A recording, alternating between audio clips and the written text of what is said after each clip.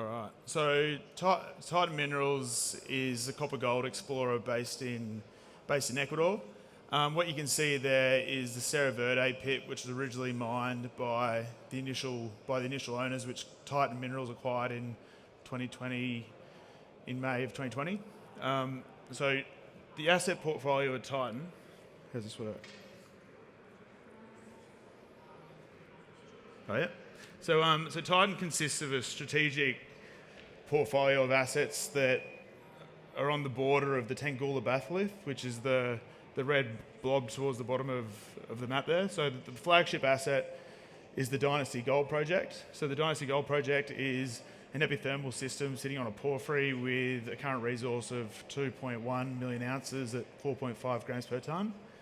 Linderos is a high-grade, high sulfidation gold system sitting on a porphyry. Copper Duke seems to have potential tier 1 characteristics of a outcropping porphyry type structure, as well as, while Jerusalem is just a high-grade gold asset, which we're currently looking for strategic opportunities on. So just to touch on Dynasty. So Dynasty was originally mined by the previous owners. When they went in and started mining at the Cerro Verde to the bottom of the map, they opened up the pit. In the resource, they were expecting to mine three veins. When they opened it up, they found an additional 8. So the geology of Dynasty is it's an epithermal gold system sitting on top of a potential large copper porphyry. So we're pretty excited by what we're seeing at the surface. We've got the gold at the high grade, and what we're looking at doing now is sort of expanding on the drill program and targeting these potential porphyry targets that we're seeing in the geochem and also the geophysics. Look, the size of these things, 9 kilometres of strike, so it's pretty extensive. It also, the mineralisation extends into a company called Sunstone Minerals that recently made a discovery on their Bramaderos licence a couple of months ago. And as well as it's a 1 kilometre wide. The drilling that's been conducted to date has only really gone down to about 100 to 120 metres. So there's still a lot of growth that we can sort of target in the underlying geology, given the fact that this thing extends at depth and it's open. What we're seeing is it's open at depth because just the geology of the nature of the porphyry and the epithermal system that we're seeing. So as you can see there, that's the Cerro Verde pit, which they opened up with the previous owners. Some of the previous some of the drilling that we've conducted today, we've extended it at depth of 100. We've picked up 100 metres at an average of 1.4 grams per tonne, with some higher grade intercepts in between that intersection as well. So that was actually from a 350 metre drill hole that we're still waiting on the assays, and the other 150 metres, which is still sort of extended and was mineralisation all the way through. And so moving on to Linderos. So Linderos is 20 kilometres from the Dynasty asset. It's 143 square kilometres in area. And look, what we're sort of seeing there, it's a high-grade gold, high sulfidation system sitting on top of another porphyry. So the previous owners also did some drilling, and look, the previous owners just have misunderstood this whole package of exploration targets, and they just didn't understand the geology. So what we see here again is we see high-grade gold intercepts at the Meseta Gold Camp, which is to the north, and then we get what we're seeing is also copper intercepts that are sort of starting at the surface and then increasing in grade with depth. And so we've just hired one of the geologists from Newmont Barrick joint venture from Serra Casali, which is a large porphyry system. He's walked the ground with Michael Skeed, who's ex-GT Gold. And so both geologists are pretty excited by what they're seeing at Linderos, Dynasty, and also another potential project we've got, which is Copper Duke. So Copper Duke is, by some people, considered has tier 1 potential, just given the scale of it, what we're seeing at surface, and also what we're seeing in the geophysics.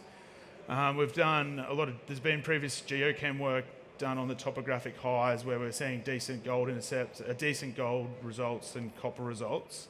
As well as in 1978, the UN went through and did an exploration on looking for moly.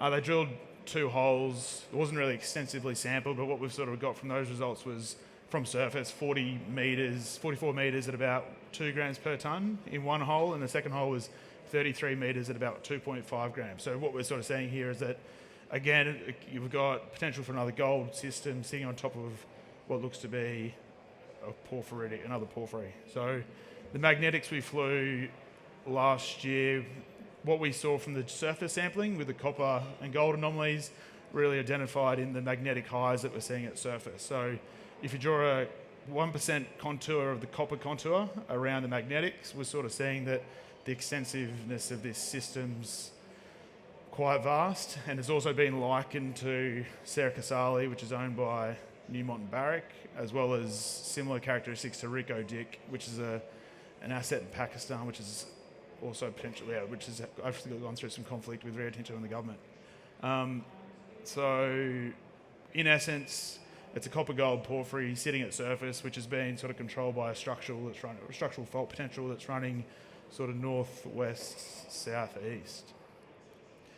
And just moving on to Jerusalem. So look, Jerusalem is a high-grade gold resource of 1 million ounces. So it's probably about 20, 30 kilometres south of Fruta del Norte. So currently we're looking for strategic opportunities on this asset. So looking for, if there's any opportunities you can think of, happy to further the discussion. Corporately, so the company is led by Managing Director Laurence Marsland. He's a mechanical engineer, mining engineer, build and operate background, as well as did a lot of board work with RCF and was a previous CEO of Dundee Precious Metals. We've just been joined by the chairman, Peter Cook, who's pretty experienced Australian chairman, current chairman of Westgold. So it's great to have him on board, while Michael Skeed has just joined us from GT Gold. So the story is sort of coming together from that perspective, in that we're sort of attracting decent mining personnel and well-experienced people in the sector. Share price-wise, a lot of people are just waiting for the resource to come out on the Dynasty, as well as the exploration on Linderos and Copper Duke. We're pretty well supported by the shareholders, as you can see there.